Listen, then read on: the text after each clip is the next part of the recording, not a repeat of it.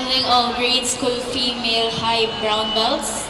Please proceed to your inspection area beside court number 1. Again, all grade school female high brown belts. Please proceed to your inspection area beside court number 1. Thank you.